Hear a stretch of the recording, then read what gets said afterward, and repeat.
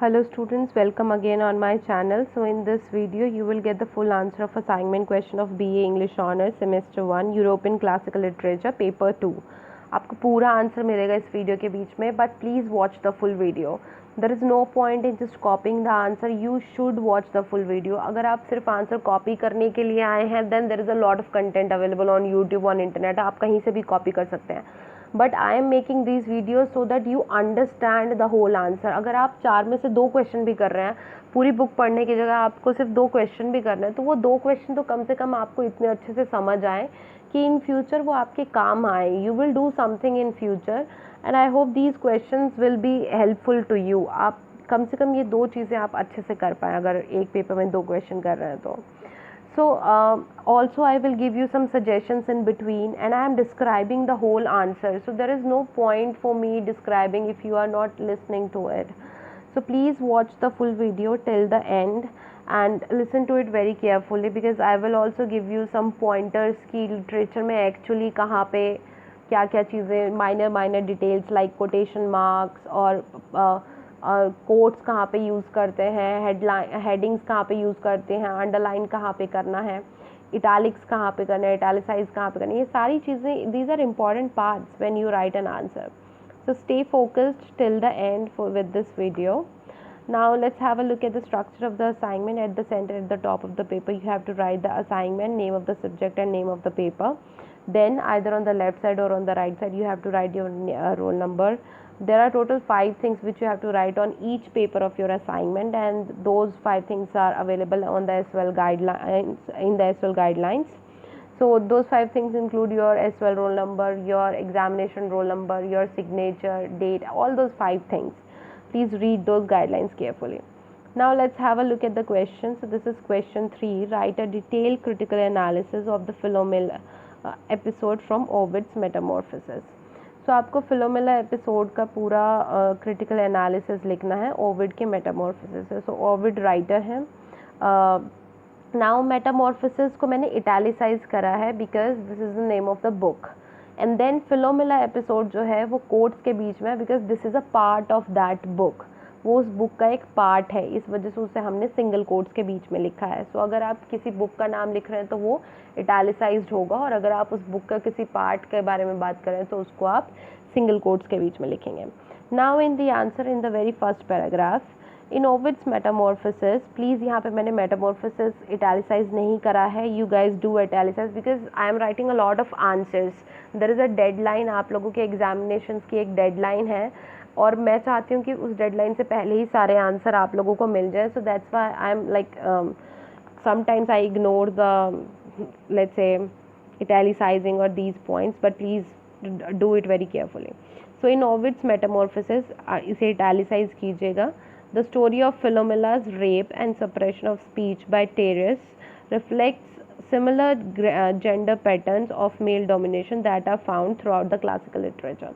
So जिस तरह से क्लासिकल लिटरेचर के बीच में जेंडर पैटर्न्स दिखाए जाते हैं कि किसी का रेप हो रहा है या किसी विमेन को दबाया जा रहा है, ये सारी चीज़ें कॉमन है क्लासिकल लिटरेचर के बीच में. सो ओविड के मेटामॉर्फोसिस के बीच में फिलोमेला की स्टोरी भी उनसे ही रिलेटेड है. The story of Philomela is especially important because it reflects the difficulty people have talking about events that have silenced them. तो ये स्टोरी इम्पॉर्टेंट है क्योंकि ये उन चीज़ों के बारे में बताती है कि जब किसी इंसान के साथ कोई इंसिडेंट होता है, कोई इवेंट होता है, तो हम उसके बारे में ईजिली बात नहीं कर पाते. We become silent about it. We do not express those feelings. अगर आपके साथ कोई बुरा इंसिडेंट होता है या कुछ ऐसा इंसिडेंट जिसकी वजह से आप शॉक में हैं, तो आप ईजिली उसको शेयर नहीं कर पाते हैं. So the silencing of Philomela reflects the silencing of women throughout history. Also जो फिलोमेला की साइलेंसिंग है ये भी दिखाती है कि किस तरह से पूरी हिस्ट्री में हमेशा वुमेन्स को जो है साइलेंस किया जाता है, यानी कि उनकी आवाज़ को जो है दबा के रखा जाता है. इस चीज़ का भी यहाँ पे डिस्क्रिप्शन जो है वो दिया हुआ है.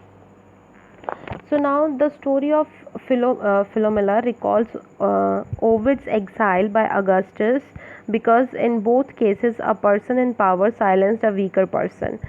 सो ये स्टोरी जो है ये चीज़ भी ये बताती है कि किस तरह से ओविड जो राइटर है उसको भी एग्जाइल में भेजा गया था, यानी कि देश निकाला दे गया था अगस्टस के द्वारा। अगस्टस जो है वो किंग था उस टाइम पे। तो किस तरह से एक स्ट्रॉन्गर पर्सन ने एक वीकर पर्सन को लाइक फोर्स किया किसी चीज़ के लिए। In the end Philomela overcame her censorship by becoming a beautiful singer. Similarly, Ovid composed a revised some of his best works while in exile, including the Metamorphosis. और ending में क्या हुआ कि फिलोमिला जो है वो भी अपनी सेंसरशिप से बाहर निकल कर आती है और एक ब्यूटीफुल सिंगर बनती है। और ओविड जो है वो भी एग्जाइल में रहते हैं, उसने मेटामॉर्फोसिस जैसे ग्रेट वर्क जो है वो लिखे। So second paragraph, in addition to being raped, Philomela is also violated by the mutilation of her tongue and the attendant loss of speech. So rape के साथ साथ उसकी आवाज़ को भी जीभ काट कर बंद कर दिया गया था. So that is also a second rape.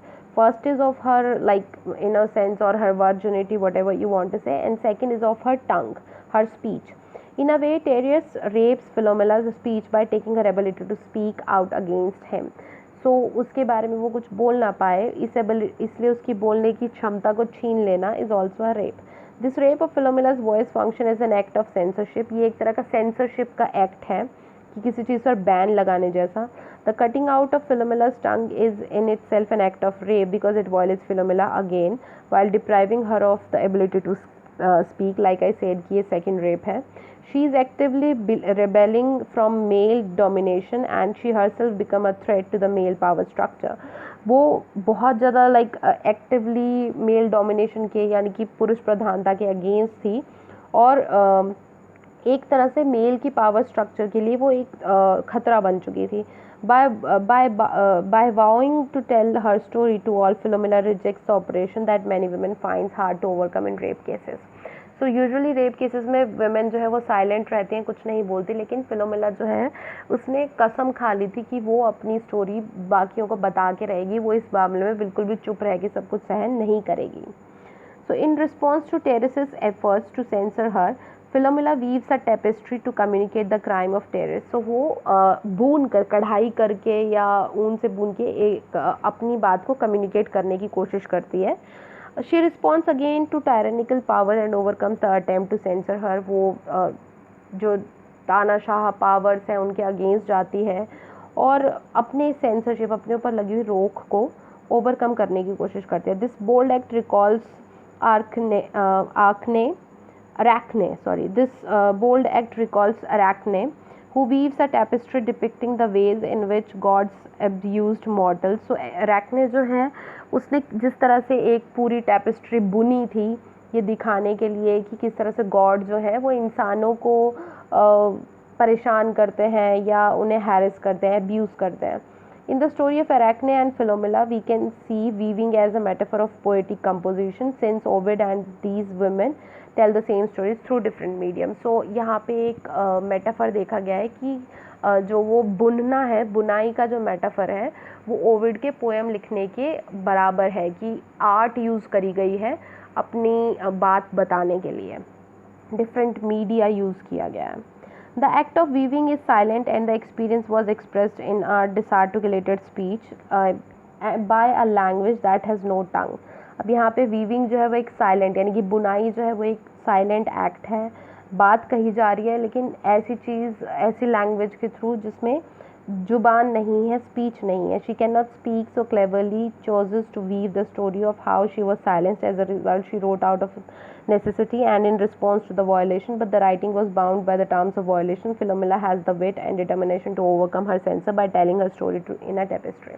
So basically यहाँ पे बताया गया है कि किस तरह से शी चोज़ कि वो चुप नहीं रहेगी और वो बुनेगी और बुन के अपनी सारी स्टोरी बताएगी. और उसके बाद फिलोमिला ने अपने दिमाग का यूज़ किया अपनी प्रॉब्लम को ओवरकम करने में और अपना साइलेंस तोड़कर दुनिया को अपनी बात बताने के लिए.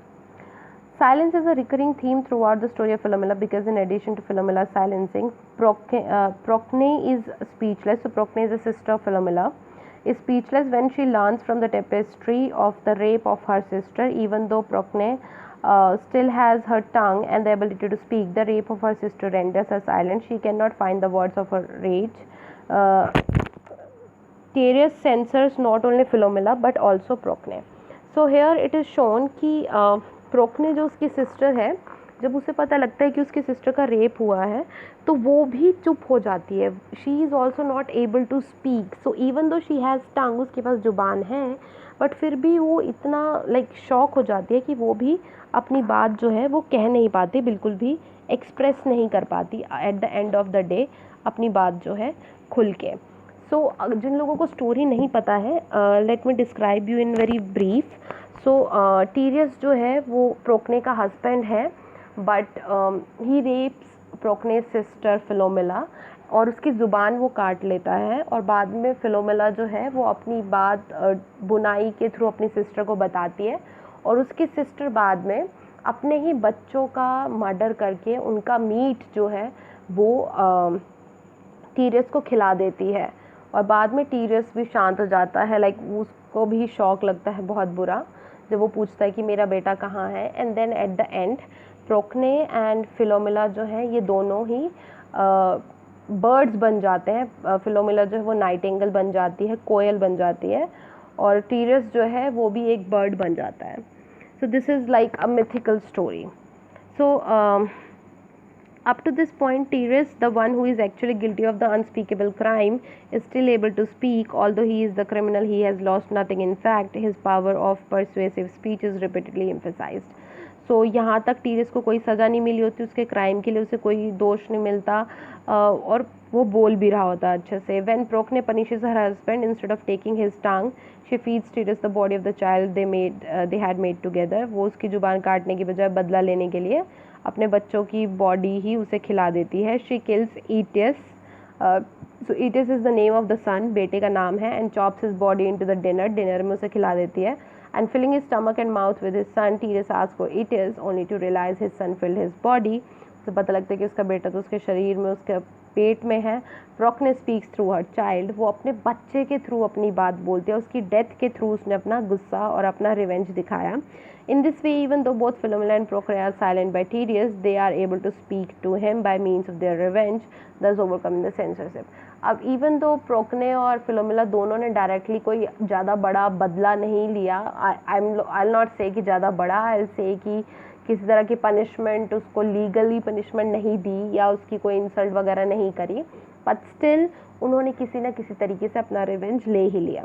Furthermore, the murder of Aetius acted as the silencing of the father, delayed by a generation. अब यहाँ पे इटेस का जो मर्डर है वो एक तरह से फादर की साइलेंसिंग है, क्योंकि अब आगे आने वाली जनरेशन फादर की ख़त्म हो गई है.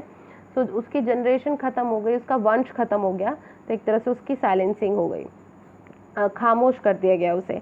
Philomela and Procne also deprive Tyrus of his son and make him guilty of cannibalism, which is a crime he was unaware he was committing until it was over.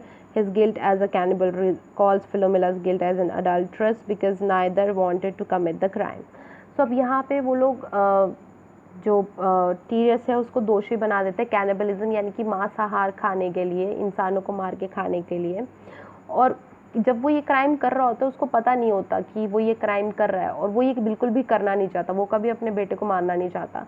Similarly जो फिलोमेला है वो भी adulterous होती है, यानी कि वो लोगों से फ्लर्ट करती रहती है, लेकिन इस चीज़ को वो करना नहीं चाहती, बस उसकी नेचर ऐसी है और वो कभी क्राइम कमिट नहीं करना चाहती. She never wanted to get raped but she was raped. So एक तरह से दिखाया गया है कि टीरियस अपने बेटे को नहीं मारना चाहता, लेकिन उसने अपने बेटे को मार ही दिया अंत में. और फिलोमिला जो है वो रेप नहीं करवाना चाहती, but at the end of the day उसके साथ रेप हो ही गया. So at the conclusion of the story, this is the last paragraph. Although the transformation of Philomela and Procne into a nightingale and a swallow, Philomela जो है वो nightingale कोयल बन जाती है, and Procne जो है वो swallow बन जाती है respectively, can be seen as their silencing. It is important to note that on contrary, nightingales are known as beautiful singers and swallows are often referred to as songbirds. So यहाँ पे अब इन सब अपने बेटे को खाने के बाद जो टीरियस है वो भी उन दोनों को बर्ड बना देता है. और बर्ड बनाने के बाद एक तरह से वो दोबारा से एक एक्ट ऑफ साइलेंसिंग है कि दोबारा से उन्हें खामोश कर दिया गया. बट ऑन द अपोजिट होता क्या है कि नाइटिंगेल को एक बहुत ही मधुर गाने वाला बर्ड समझा जाता है, और स्वेलो को भी. Furthermore, Tyrius's transformation into a hoopoe so Tereus जो है उसका ट्रांसफॉर्मेशन हो जाता है कूपो में. सो उसका transformation whose English name derives from the Latin word that imitates the cry of a bird indicates its inability to produce a beautiful melody. कि वो जो पक्षी बनता है वो कभी भी एक मधुर आवाज़ नहीं निकाल सकता. The ending of the Philomela story recalls the outcome of Ovid's exile. So जो स्टोरी की एंडिंग है वो एक तरह से हमें दिखाती है कि ओविड का एग्जाइल भी किस तरह से ख़त्म हुआ, राइटर का एग्जाइल भी किस तरह से ख़त्म हुआ. In both cases Philomela and Ovid overcome their censoring to create beautiful pieces of work. So ending में क्या होता है कि फिलोमेला कोयल बन के अपने ब्यूटीफुल वर्ड्स गा रही होती है और ओविड जो है वो पोएट बन के अपना जो वर्क है लाइक मेटामॉर्फोसिस जैसा बड़ा वर्क जो है वो कर रहा होता है. So that's it for this answer. If you have anything to share with us or any query, question, suggestion, anything you would like to tell us, please do let us know in the comment section. And thanks to everyone who have liked my video, subscribed my channel, and those who haven't subscribed, it's a request, please subscribe my channel and like my videos. Because when you do that, only then I am able to see that okay, whatever I am doing, that's worth it. So I am uploading the genuine content, so I think you should subscribe my channel and let me know that okay, you are actually happy with the content. So that's it for this video. Thank you so much. Have a nice time.